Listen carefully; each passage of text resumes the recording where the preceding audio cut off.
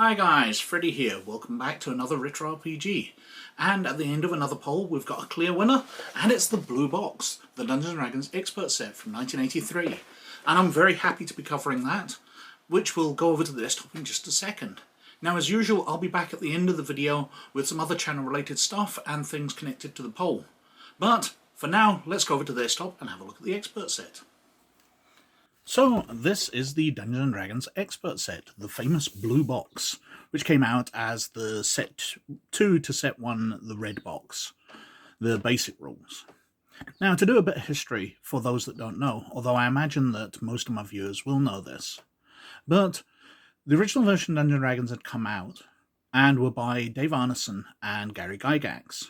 Now, Gary Gygax had control of TSR, the publishing company, and wanted more control over the game, and also didn't want to hand out licensing money to Dave Arneson. So he didn't want to do away with Dungeons & Dragons completely, but he did bring out Advanced Dungeons & Dragons, which he was the sole author of, and got all the licensing cash for, and had all the control over the game. But Dungeons & Dragons kept being published. Now, Advanced Dungeons & Dragons 2nd edition came out, and in companion to that, they had Dungeons & Dragons basic sets. And the way it worked was, instead of having core rulebooks, you would buy sets as you went up levels. So, your basic set only contained the rules for levels 1, 2, and 3. The expert rules carried from levels 4 to 12? Let's see if it says on the back. 4 to 14. And then you had the companion rules, which handled higher levels than that, right up to the Immortals set, which basically carried your characters over into godhood beyond mere levels. Now, we've already flipped over, so let's have a look at the back of the box. Expert Set, expansion rules for the D&D basic set. This is set 2. Do not buy this set until you have set 1. The box contains all you need to continue the adventure. Endless hours of adventures, the D&D Expert Set for character levels 4 to 14, including more combat rules, magic spells, treasures, monsters, and added rules for wilderness adventures. Module X1, Isle of Dread, a combined wilderness and dungeon adventure on a remote island filled with savages and prehistoric monsters. All the dice you need, 6 different kinds included with marker crayon, because these were the days when your dice would come blank and you get a little crayon to colour in the numbers. When you're ready for new challenges, try the Dungeons & Dragons companion set. So that was the third one, specially designed to expand your fun into a whole fantasy universe. Continue your adventure with D&D companion set, with more advanced rules, more treasures, more monsters, and more fun. Now, something which is slightly different in the expert set, I'll lift the lid off, put it to the side for a moment. We've got one core rulebook. Now, all of the other books had 2, or all the other sets rather. So the basic rules, companion, immortals, master. That's the other one that I keep forgetting. The master set only had 2 rulebooks, but the experts only had 1. I've got the Isle of Dread adventure still in here. I've got a spare copy because this box is worn out because it's very heavily used. I've played this a lot way back when I was younger, and this was the set that my eldest son, who's now 23, got into role-playing through. When he wanted a version of Dungeons & Dragons to play, I was like, well, this is kind of simplest version. Here you go.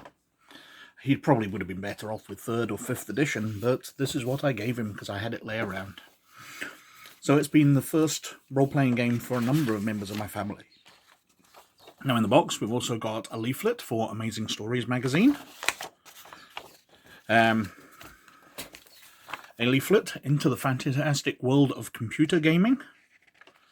So we've got, what is it here? Pool of Radiance, Heroes of the Lance,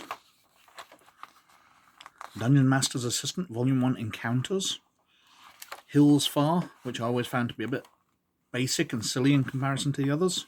We've got new games. We've got Battles of Napoleon, Demon's Winter. I had that and didn't ever get very far in it. Typhoon of Steel, First over Germany. Lots of other games here. Anything I see which I spot which jumps out? Not really. Fantasy 1 and 2. We've got Hills Far, Dungeon Master Assistant, Pool of Radiance.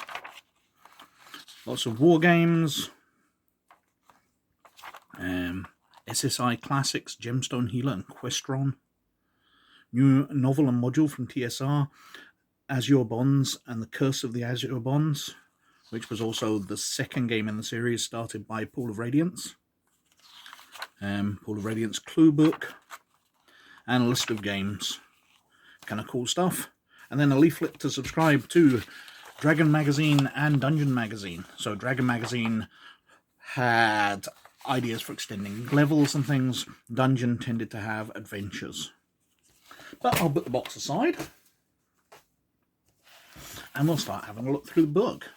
Now, I'll skip through the adventure as well at some point, but I don't tend to like doing that too much. Don't want to spoil things, but we'll have a quick flick through. So, the Expert Rulebook, and it basically covers everything that the basic rulebook did, because we've got an introduction.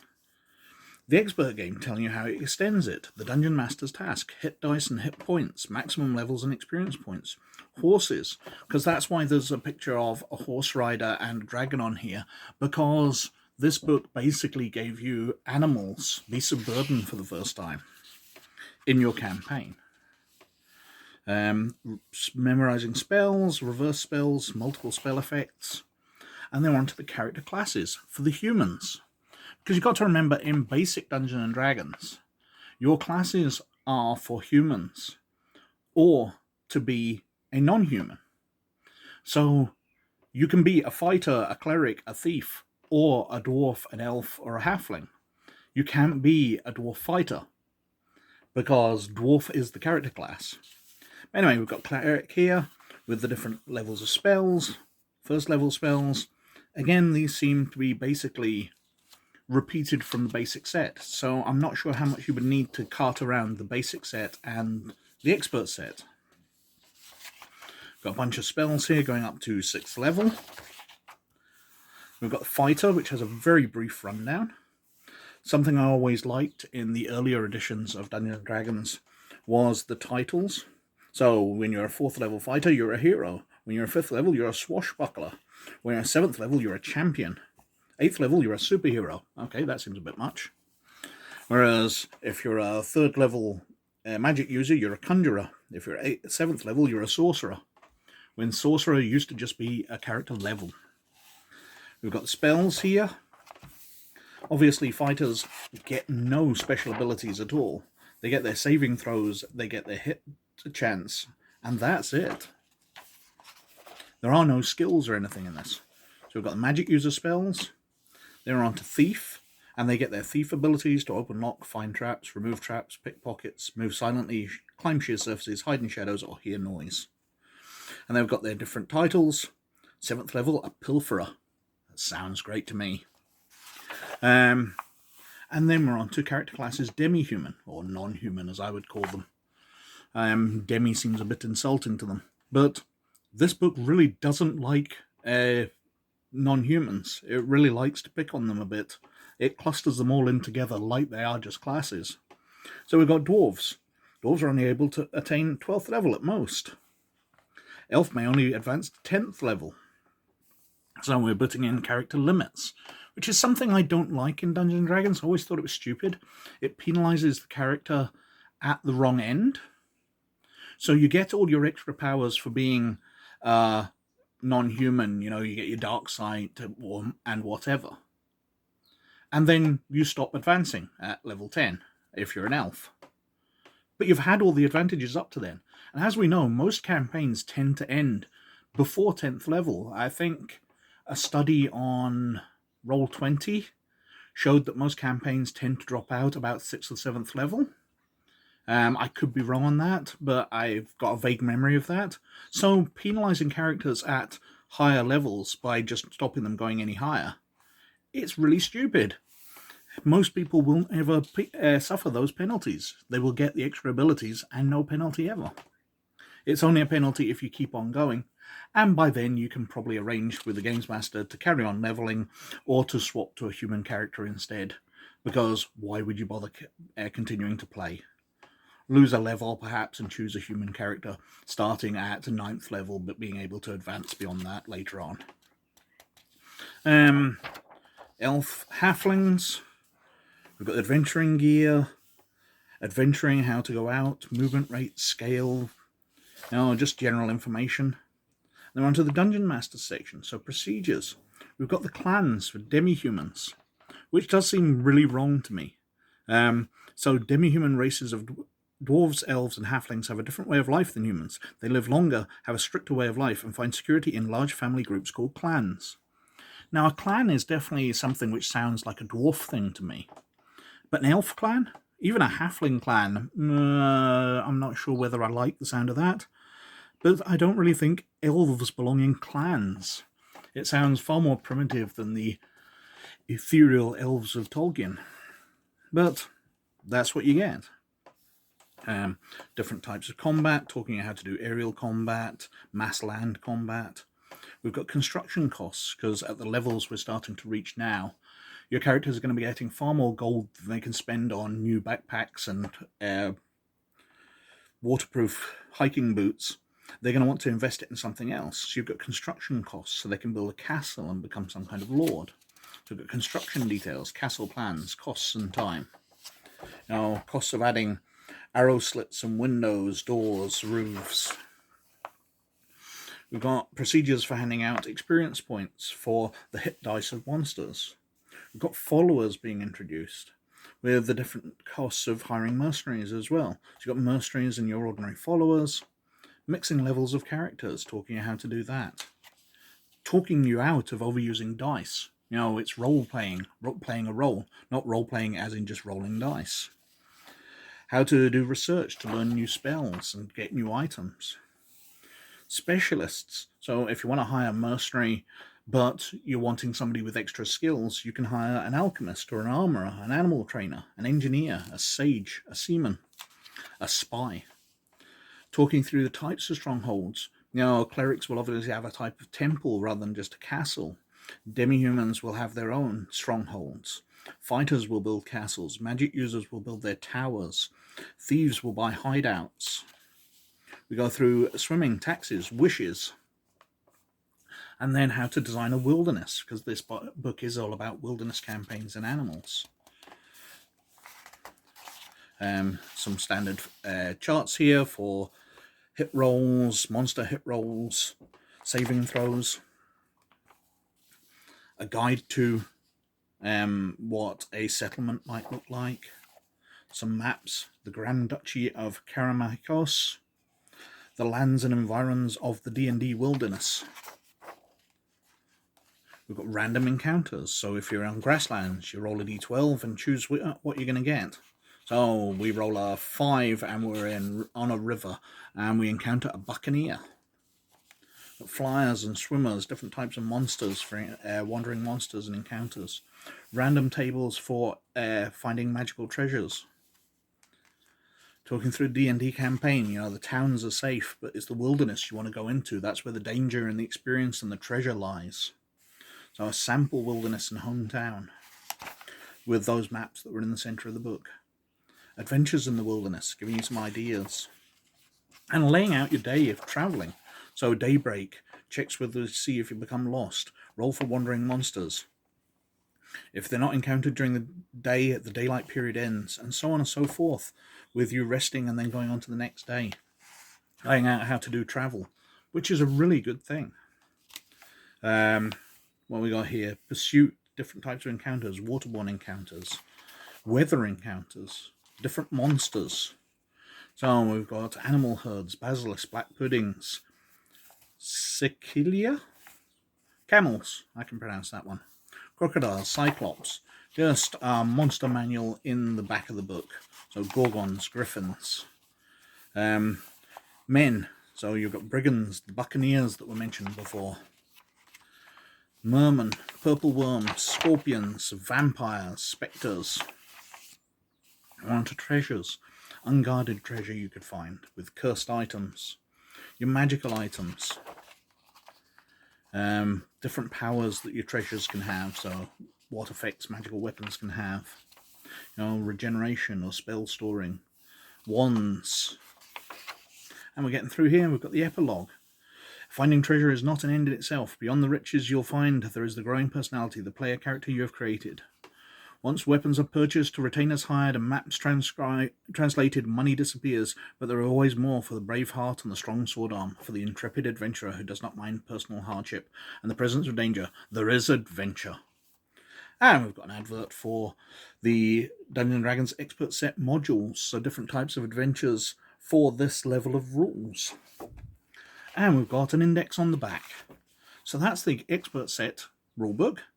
And then they gave us an adventure as well, the Isle of Dread. And this is quite nice. It comes with a cardboard outside with the maps on there, a player handout with a note on it, more maps, and then the adventure itself. Now, from my understanding, the Isle of Dread is based on the King Kong movie.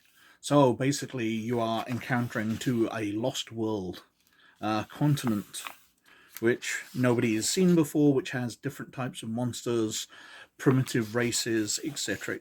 on it. So, wandering monster tables for the island, Crocodile Bay, Lair of the Sea Snakes, Rakasta Camp, Hippogriff Nest, just lots of encounters as they wander the island, Neanderthal Lair, Area of the Gargoyles, maps here, the village of Tanaroa, the Pirate Lair, a Thanaton settlement, and then we're back onto the general island adventures. Lair of the Wretched Troglodytes, Abode of the Green Dragon, Plesiosaurus Menace, Central Plateau Adventures, Taboo Island Adventures, including the secret viewing area and the priest's quarters. Who knows what goes on there? Lair of the Guardians, Fire Trap, just different encounters within these locations on this mysterious continent. And we have the appendix, which has alternate scenarios: destroy the zombie master, map the island, the dinosaur hunt, exterminate the pirates, bring them back alive, sunken treasure.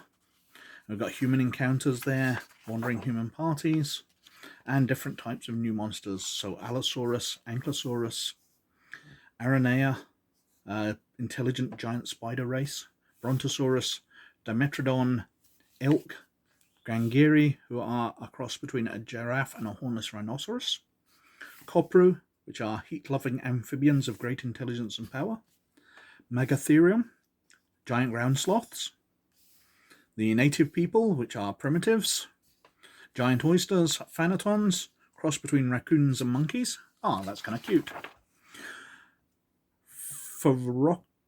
Rorocus, swordbeak, a 6-foot tall flightless bird. Plesiosaurus, Rakasta, nomadic cat-like humanoids, and Trachodon, duck-billed dinosaurs. So it's an interesting set of encounters. I don't think how much of an adventure it is, because it doesn't really seem to have that much of a beginning or end.